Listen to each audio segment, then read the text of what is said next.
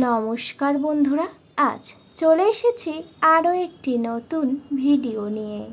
ফলহারিণী কালী পূজার দিন অবশ্যই করুন এই বিশেষ টোটকা।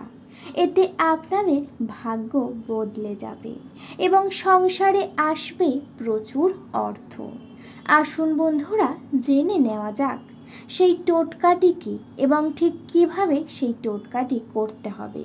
তার আগে বলি বন্ধুরা, আপনাদের কাছে একটাই অনুরোধ, আপনারা ভিডিওটা পুরো দেখুন। আর হ্যাঁ বন্ধুরা, আপনারা যারা যারা আমার চ্যানেলে নতুন, অবশ্যই চ্যানেলটিকে সাবস্ক্রাইব করে আমার পাশে থাকবেন। বন্ধুরা, আগামী সোমবার পড়েছে ফলহারিণী কালী পূজা বা অমাবস্যা। এই দিনে যদি আপনারা এই বিশেষ টোটকাটি করতে পারেন অবশ্যই ভালো হবে। তার জন্য আপনাদের প্রথমে যে কাজ করণীয় তা হচ্ছে এই ফলহারিণী কালী পূজার দিনে আপনাদের সকালে গঙ্গাতে স্নান করে একটি শুদ্ধ বস্ত্র পরে নিতে হবে। তারপর বাড়ির ঠাকুর ঘর ভালো করে পরিষ্কার পরিচ্ছন্ন করে নিতে হবে। এরপর বাড়িতেই আপনাদের কিন্তু মা কালীকে পূজা করতে হবে। তার জন্য প্রথমেই মা কালীকে ভালো করে সুন্দরভাবে সাজাবেন। এরপর আপনারা মাকে অবশ্যই লাল অর্থাৎ জবা ফুলের মালা ভালো করে পরিয়ে দেবেন। মায়ের চরণে অবশ্যই জবা ফুল নিবেদন করবেন। এরপর বন্ধুরা, মায়ের সামনে প্রদীপ জ্বালিয়ে মাকে ভালো করে আরতি সম্পূর্ণ করবেন। বন্ধুরা, এই ফলহারিণী কালী পূজার দিনে আপনারা বিশেষভাবে বিশেষ রকমের ভোগ নিবেদন করবেন, যাতে থাকতে হবে 5 রকমের মিষ্টি এবং 5 রকমের ফল অবশ্যই দিতে হবে। এই ফলহারিণী কালী পূজার দিনে মা কালীকে ফল দিয়ে পূজা করতে হয়, তাই অবশ্যই আপনারা এগুলি ভোগে নিবেদন করবেন। তারপর বন্ধুরা, আপনারা এই টোটকাটি করবেন। এই টোটকাটি করার জন্য আপনাদের লাগবে 5টি কাঁঠালি কলা। হ্যাঁ বন্ধুরা, একেবারেই ঠিকই শুনেছেন, এই কাজের জন্য অবশ্যই কাঁঠালি কলা লাগবে। আপনারা কিন্তু 5টি নেবেন, কোনোভাবেই জোড়া সংখ্যাতে নিতে যাবেন না। সেই 5টি কাঁঠালি কলাকে প্রথমেই ভালো করে শুদ্ধ জলে ধুয়ে নেবেন। যখনই ধোয়া হয়ে যাবে তারপর সেই 5টি কলাতে আপনারা গোলা সিঁদুর মাখিয়ে দেবেন। ভালোভাবেই মাখাবেন বা তিলক আকারের করে দেবেন সেই 5টি কলার উপরে। এরপর সেই 5টি কলা নিয়ে মা কালীর চরণে আপনারা অর্পণ বা নিবেদন করবেন। নিবেদন করার সময় আপনারা অবশ্যই বলবেন, জয় মা কালী, জয় মা কালী, জয় মা কালী, এই কথাটি বলে নিবেদন করবেন। নিবেদন হয়ে যাবার পর আপনাদের মনস্কামনা অবশ্যই জানাবেন। যা আপনাদের মনের ইচ্ছা আছে সেটা কিন্তু মা কালীর সামনে গিয়ে অবশ্যই জানাবেন। এরপর আপনারা কিন্তু শাঁখ কাঁসা ঘণ্টা বাজিয়ে সকালে বাড়িতে মা কালীর পূজা সম্পূর্ণ করবেন।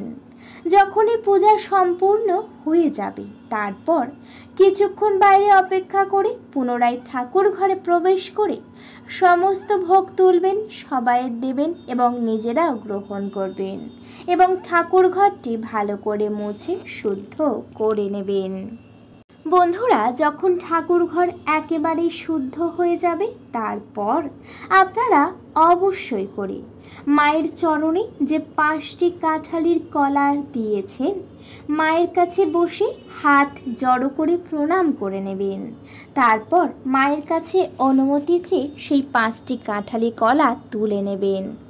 5টি কাঁঠালি কলা তুলে নিয়ে আপনারা সোজা সেই কলাগুলিকে নিয়ে বাড়ির আশেপাশে যদি গঙ্গা থাকে সেই গঙ্গাতে গিয়ে অবশ্যই ভাসিয়ে দেবেন বা আপনারা সেই গঙ্গাতে ফেলে দিয়ে আসবেন।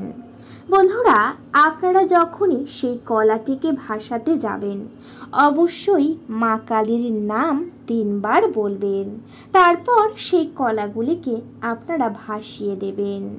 যদি বাড়ির আশেপাশে কোথাও যদি গঙ্গা নাও থাকে, সেক্ষেত্রে হয়তো পুকুর রয়েছে বা কোনো জলাশয় রয়েছে, সেই জায়গাতেও আপনারা এই কলা অর্থাৎ 5টি কাঁঠালি কলা যেটা পুজো দিয়েছেন অবশ্যই ভাসিয়ে দিতে পারেন। কিন্তু বন্ধুরা, ভাসানোর সময় অবশ্যই চারিদিকে একটু নজর রাখবেন, কেউ যেন আপনাদের দিকে না দেখতে পায়। এই কাজ একেবারেই গোপনে করতে হবে এবং একা একা কাজটি করতে হবে। কাউকে জানানোর দরকার নেই, কাউকে বলারও একেবারেই দরকার নেই। বন্ধুরা, এই কাজটি যদি মনে বিশ্বাস এবং ভালোবাসার সাথে করেন, অবশ্যই হাতে নাতে ফল পাবেন। বন্ধুরা, এবার জেনে নেওয়া যাক দ্বিতীয় টোটকা।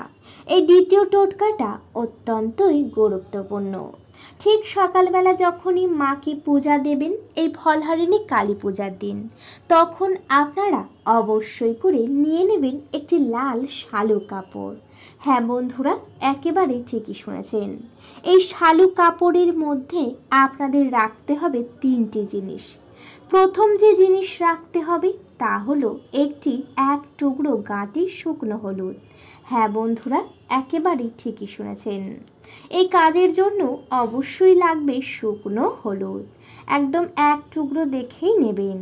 দ্বিতীয় যে জিনিসটি নেবেন বা যে জিনিসটি নিয়ে আসবেন সেটা হলো বন্ধুরা, আপনারা 3টি গোটা এলাচ নেবেন। বন্ধুরা, এলাচগুলি একটু দেখে নেবেন যাতে এলাচগুলির মুখগুলি কোনোভাবে ভাঙা না হয়, একেবারেই গোটা এবং যেন নিখুঁত হয় তেমন দেখেই আপনারা অবশ্যই নেবেন। এবং তৃতীয় যে জিনিসটি শালু কাপড়ের মধ্যে রাখবেন তা হলো বন্ধুরা একটি 16 আনার কয়েন অর্থাৎ 1 টাকার কয়েন। এই 3টি জিনিস একত্রে শালু কাপড়ে রেখে ভালো করে আপনারা পুঁটলি করে নেবেন এবং পুঁটলিটিকে নিয়ে মা কালীর চরণে অর্পণ করবেন বা ছুঁয়ে নেবেন। যখনই মা কালীর চরণে দেবেন তখন মা কালীর নাম 3 বার করবেন, তারপর সেটি আপনারা অর্পণ করবেন। ছোঁয়ানো হয়ে যাওয়ার পর অবশ্যই আপনারা তারপর সেই পুঁটলিটিকে নিয়ে সোজা আপনারা কিন্তু সেই পুঁটলিটিকে আপনাদের বাড়ির যে তুলসী মঞ্চ বা মাতা তুলসীর কাছে যাবেন। এরপর মাতা তুলসীকে প্রণাম জানিয়ে তুলসীর গোড়ায় একটুখানি মাটি খুঁড়ে নেবেন। তারপর সেই মাটির মধ্যে পুঁটলিটিকে পুঁতে দেবেন। পুঁতে দেওয়ার সময় আপনারা অবশ্যই মা কালীর নাম 3 বার করবেন। যদি এই কাজটি এই পূর্ণ দিন অর্থাৎ ফলহারিণী কালী পূজার দিন করেন, অবশ্যই আপনারা হাতে নাতে ফল পাবেন। বন্ধুরা, এই কাজটি যতটা পারবেন গোপনে করার চেষ্টা করবেন, কারোর কাছে বলবেন না, কাউকে দেখিয়েও করবেন না। এই দিন অর্থাৎ সকালের সময় এই কাজটি অবশ্যই করবেন, কারণ রাতে কখনোই এই কাজটি করতে যাবেন না। রাতে তুলসী গাছে যেমন স্পর্শ করতে নেই, তেমন তুলসী গাছের গোড়ায়ও মাটি খুঁড়তে নেই। তাই আপনারা এই ভুল কাজটি করবেন না, অবশ্যই সকালেই কাজটি করবেন। এই যে 2টি টোটকা বলেছি, যেটি সম্ভব হবে সেটা অবশ্যই করবেন, কিন্তু টোটকাটি করার সময় মনে বিশ্বাস এবং ভালোবাসা রেখে করবেন, তবেই হাতে নাতে ফল পাবেন। না হলে কোনো রকম ফল পাবেন না এবং মা কালীও অনেক রুষ্ট হবেন আপনাদের উপরে। বন্ধুরা, এই 2টি টোটকা যদি মনে বিশ্বাসের সাথে করা যায়, তাহলে মনের ইচ্ছা মনস্কামনা অবশ্যই মা কালী পূরণ করে দেবেন। তাই আপনারা বিশ্বাস মনেই করবেন। আশা করি ভিডিওতে আপনাদেরকে পুরোটা বোঝাতে পেরেছি। ভিডিওটা এই পর্যন্ত। ভিডিওটি যদি ভালো লেগে থাকে অবশ্যই ভিডিওতে একটি লাইক করবেন, আপনাদের বন্ধুবান্ধব আত্মীয় স্বজনদের সঙ্গে শেয়ার করবেন এবং বন্ধুরা সাবস্ক্রাইব করে আমার পাশে থাকবেন। আজকের মতো আমি বিদায় নিলাম। সবাই ভালো থাকবেন, সুস্থ থাকবেন। সবাই একবার ভালোবেসে কমেন্টে জয় মা কালী অবশ্যই লিখবেন। আপনাদের সকলকে জানাই অনেক অনেক ধন্যবাদ। হরে কৃষ্ণ, রাধে রাধে।